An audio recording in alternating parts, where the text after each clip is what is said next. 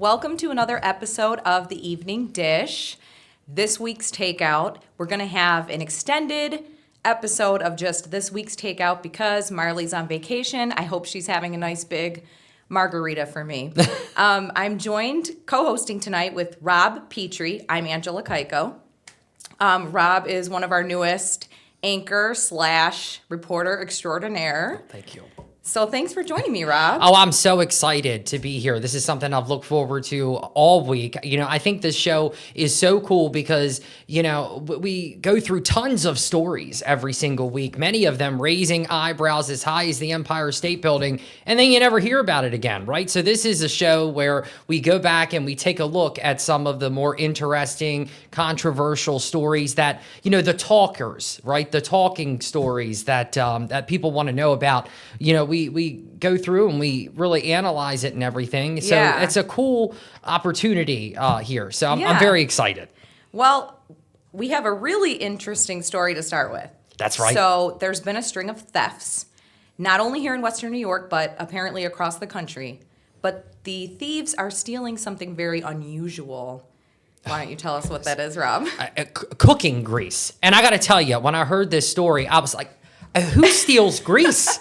But then I got to think about it, Angela, and I'm like, well, it kind of makes sense because when you think about the cooking grease in restaurants, fast food places, that's got to be changed, and it's got to be changed a lot, or what else, whatever you're cooking in that grease is going to be nasty. So in saying that, they go through a lot of grease. So you have to wonder, well, what happens to that grease? Well, there's actually companies that will buy that grease from these restaurants, and they do something to it, and then they resell it. And such was the case here. So, it's historically been something that restaurants toss out like the garbage, right? Mm-hmm. But it's actually become a favorite target for thieves, and it's costing a local company tens of millions of dollars. That's this company's bread and butter, I should say, or grease and butter. Well, we talked to Buffalo Biodiesel the other day. We did. Yeah. And that's a company that collects this cooking grease, used cooking grease from thousands of restaurants or their client. The restaurants do get a financial kickback from every gallon that they take. And I'm not sure what they do with it, but I know that they sell it to refineries. And they told us that this year it's going to cost them, this theft of this cooking grease is going to cost them $30 million. So we know why the thieves are taking it. I mean, there's obviously a lot of money in used cooking grease. Who would have ever thought? I don't know. Did you have any idea? Because I didn't. But, the thieves, there's two of them that were arrested. They were from Yonkers, New York, and they were stealing, we don't know exactly which restaurant, but on Transit Road. So they were caught, and one of the charges that they're facing is possession of burglary tools. I don't know what kind of tools you would need to steal cooking grease. You had mentioned maybe a hose. Yeah, well, it also depends too. They said this was behind the restaurant, right? So I don't know. I'd have to imagine that they had it some kind of secured, right? Was it chained up? Was it behind like a fence or something like that? They could get charged that if they're breaking through something in order to get that grease. But I don't know. Like I started thinking of like Breaking Bad and how they stole that methylamine off of the train, and they used that big hose, and I'm thinking, well, it probably wasn't that elaborate, but we don't know. Have you ever stolen cooking grease? Right. You don't know. Yeah, I didn't even know that was a thing that you could steal. They were caught in a truck, and they had 1,400 gallons of it in the back of the truck. 1,400 gallons. Yeah. I keep in my mind, I hear 1,400 gallons, and I'm thinking of 1,400 gallons of milk. Jugs. That's a lot, But you alluded to that CEO. His name was actually Tom George. He's the CEO of Buffalo Biodiesel, and our newsroom interviewed him. I believe our Patrick Ryan. He did a great job following up on this story, and it's affecting their bottom line. He said, it is affecting me, us, our company so much.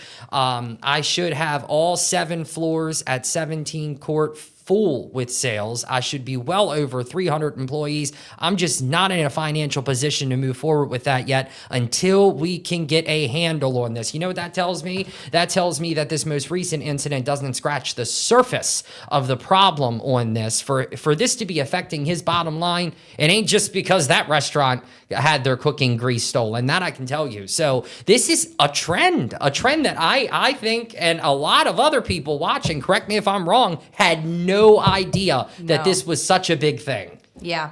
So, I'm sure the restaurants are going to start putting something in place where they have surveillance cameras or, better lock or, like you said, a fence or something around it so that they can avoid that. But yeah, cooking grease, who would have thought?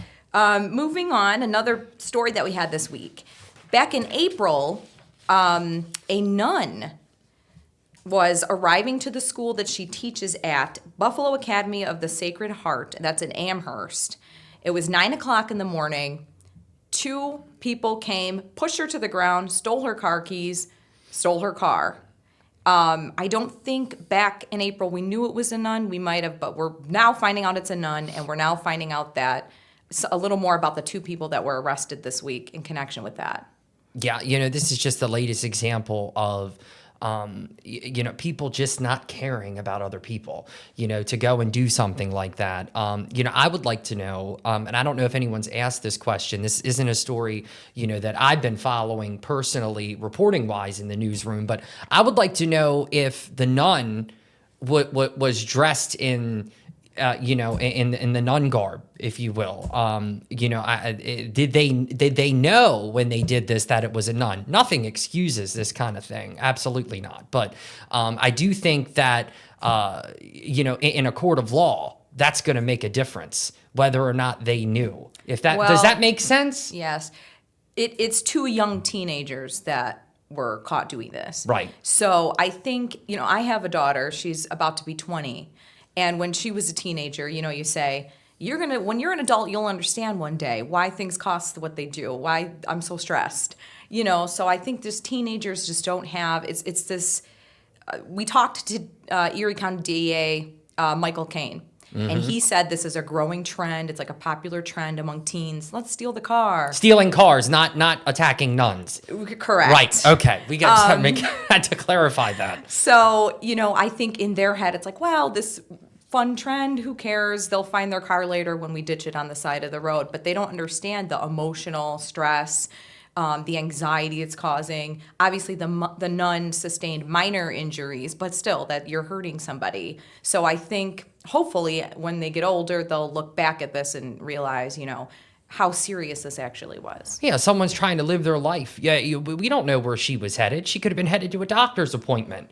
She could have been going to visit someone in the hospital. You don't know. And here some, 2 kids come and allegedly, push her to the ground, injure her, and then take off with her vehicle. That's wrong. It's so wrong. And to hear that this is a trend where people think that they can just go out and steal people's cars and in the process injure them, that's not right. And the fact that it's happening, and we have to sit here and talk about something like this is just, it's like, well, what is this world coming to? And hey, we're in the news business. We hear about some awful things every single day. But I got to tell you, Angela, I don't get numb to it. And then there's certain people who will say in this business, in this industry, you report on this awful news day in and day out, and you kind of get numb to it. I'm telling you, when that story's up and the commercial break's going, I'm shaking my head at some of the things I got to say. This story included. It's like, what is wrong with you to attack a nun like that? Come on now. I just hope that these kids, young teens, and like I said, I had one, so I know where their mind is not fully developed, but I hope that they're, getting the discipline that's going to actually help them change for the future, and this isn't a continuing, personality or character trait of these kids. Right, because one is correct me if I'm wrong, one is going to family court and the other's going to youth court. I believe so. Right. Yeah. So whatever their discipline is with with the court system, put that aside. That's got to follow through at home too. Moving forward here, or when do you learn your lesson from something like that? Yeah. And to be committing a crime like that at such a young age, it's concerning. Well, moving on to another story that's going to affect teens. We found out yesterday that Buffalo Public Schools, starting next school year, will be banning cell phones. So as soon as that first bell rings, you have to turn in your cell phone. You have to put it in a secured spot. I'm not sure what they've established for that yet. And then you can get your phone back at dismissal. This is going to be for smartphones, smart watches, Yep. tablets. All electronics, essentially. Yep. You've got a designated storage area. That must be a big storage area because, I mean, that's a lot of kids, you know, that's a lot of stuff. As soon as the first bell rings, so there's not going to be one class. They don't even, to my understanding, they don't even get it back when they're at lunch. Right, yeah, that's what the letter said. A letter went out to parents yesterday. We knew this was coming. Governor Kathy Hochul just passed in the New York State budget, you know, a statewide cell phone ban at schools. So we kind of knew this was coming, but we just didn't know what it was going to look like, and the schools weren't sure exactly how they were going to execute it. Yeah. But yeah, now Buffalo schools know, those students know they're going to have to lock those phones up. But there have been some concerns from parents. Yeah, there have been. So, you know, parents are a little concerned along with the students themselves. You know, we live in a world where there is a high level of uncertainty, you know, in our schools when it comes to safety. I mean, that's just how it is. You know, there's been time after time cases of mass shootings in schools. Just the thought of it is terrifying. I know that if, you know, well, it wasn't something that was happening all the time when I was in school, but I know that if, you know, if I was sitting in a classroom today, you know, I would have anxiety over that, especially so, you know, not, God forbid, if something like that ever happened, you know, and I wouldn't have my phone to be able to call my parents, you know, my loved ones, you know, so that's a thought is, God forbid if something happens like that or a different kind of an emergency, you know, they're not going to have access to be able to reach their loved ones, you know, like that, like they would have been. But then on the flip side, you know, we've got students on FaceTime, on Snapchat, you know, you name it. They're doing it. They're watching Netflix, you know, while the teacher's giving a lecture. It's distracting. And that really don't scratch the surface of the problem and the battle that teachers face when it comes to instruction inside a classroom and the distraction that is this modern technological age where you can literally do anything in the palm of your hand, right? And so they're also saying that, you know, the phones contribute to mental health issues, social media addiction, depression, and that as a result, the students can't focus on learning. Right, because we've come a long way from when you know, when we used to be passing notes. You know, you're yawning and reaching back, and then you drop the note. You know, it ain't like that no more. You know, students can literally be texting in the middle of class, and that takes away. Yeah, they're distracted. So I understand that.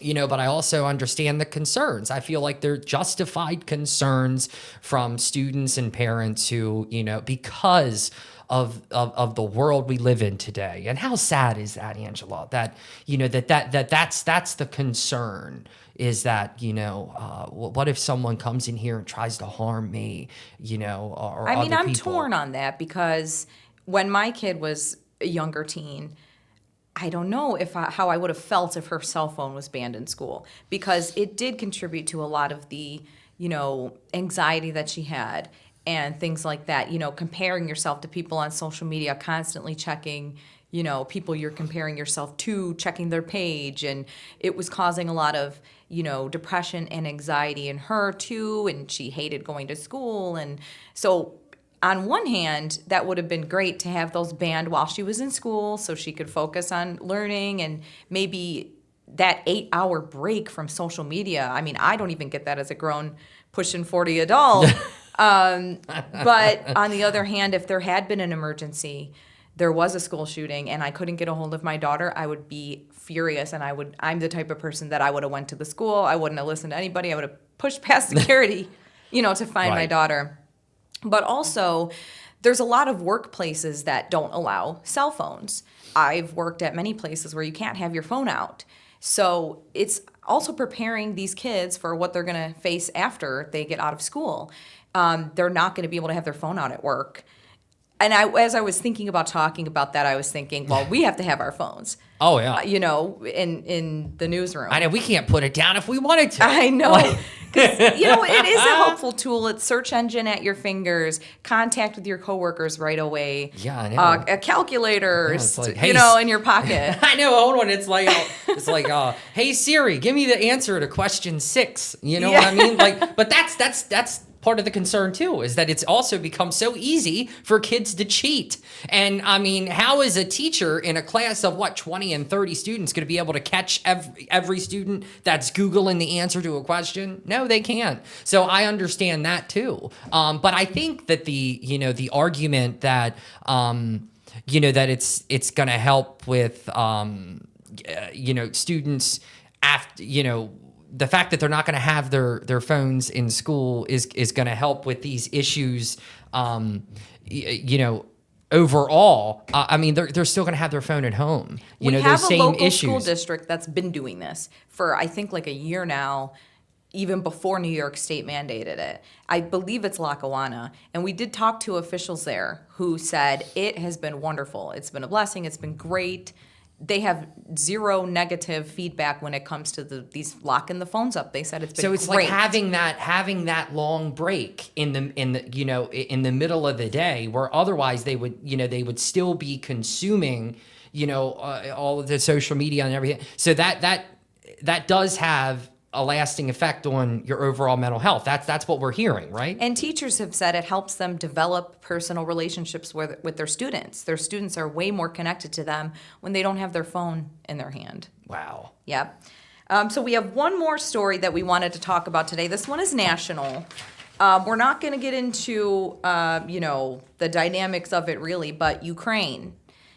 They have unleashed a new kind of warfare that's terrifying to me.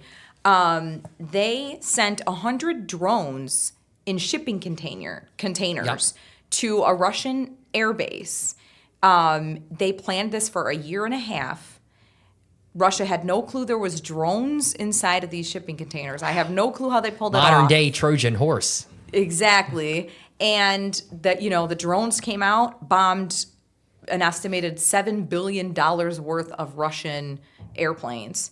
And to me, that is absolutely terrifying. I mean, that's the next level of warfare, sending secret drones with bombs in them in shipping containers where you think it's, whatever they thought it was, plane parts or something. Yeah, this was a well thought out. It's like a sci-fi movie. Oh yeah, they really thought about this a lot and executed it well. CBS News reporting that the security service of Ukraine smuggled drones inside the roofs of mobile wooden cabins carried by trucks deep into Russian territory. At the time of the attack, the roofs were remotely opened, allowing the drones to take off. Can you imagine that? It opens up and shoom, a swarm of them come out and they just start bombing. Wow. That is terrifying. Something else. It hit airfields, including the Belaya Air Base in Russia's Irkutsk region, more than 2,500 miles away from Ukraine. So they had to travel. They traveled deep into Russia, 2,500 miles. I think that there was a perception that, that they could never attack Russia. But we're so far past that. This is not the first time that they've attacked Russia inside Russia. I'm right. Right. And, last week or a few days ago, President Donald Trump was speaking with Vladimir Putin, who said, we are definitely going to retaliate. And I believe yesterday they did. Oh, yeah, they did. Yeah, they hit back with their own drone attack, as I understand it. Kyiv, right? On parts of Kyiv. Yeah, that would have been just yesterday. Right. I don't have that information in front of me. But this has been compared. Some people have compared this attack from Ukraine on Russia with these drones as their Russia's own Pearl Harbor, if you will, because of the scale of the attack and what they were attacking. Of course, in this case, it's it was their air base, but in Pearl Harbor's case, it was the naval base in Hawaii, Pearl Harbor. Right. But it's the same kind of thing as you're trying to wound a portion of their military, and they did. Yes, Ukraine says that the planes that they bombed with the drones were planes that were actually used to attack Ukraine previously. So, they hit them where it hurts. But this is really scary. Can you imagine drones, come in here? We, walk out of work and there's drones dropping bombs. I mean, that's terrifying because you think, even here in America, we feel safe. We're surrounded by oceans, but all someone has to do is plan this covert, operation where they sneak drones over in shipping containers that we think are, Yeah. peanuts or something. Well, the future of warfare is autonomous, right? There's going to come a time where we're not going to see people on the battlefield. It's going to be autonomous. And as you just alluded to, God forbid, if the United States was ever to be invaded, it wouldn't be the traditional way of invading that you would think of, where men are coming here and they're actually soldiers invading us. It would have to be different, because remember that Japan was considering invading the United States pre-World War II, and they didn't. You know why? Because they said it would be suicide, because there would be an armed American behind every blade of grass. So regardless of where you stand on gun rights and that whole issue in this country, there's a lot of them. There's a lot of armed Americans, and that in and of itself is enough to sway our enemies from rolling up on our shores and trying to invade us, because there would be so many militias in addition to in addition to our own armed forces. So Okay. Sorry about that. oh no. Yes. Is that our time? I did want to set a little timer to make sure that we kept on time and had time to talk about all of our topics that we had lined up for today. But yes, so now, Tesla's creating robots, and obviously they're not doing too much right now, but that's probably where it's going in the future, where the, soldiers are going to be robotic. There's going to be drones in the air dropping these bombs. So I know that, all of the countries, now that this happened, are probably looking into what's going to be their next step in warfare. You're scaring me, Angela. I know. I can't stop thinking of Terminator. We said it at the same time. No, but seriously, I just saw something the other day about how they were trying to shut this AI software down, and it was doing everything that it could not to shut it down. I'd have to go back and look and find it, but they went as far as to mess with the code to literally order it to shut down, and it sent an email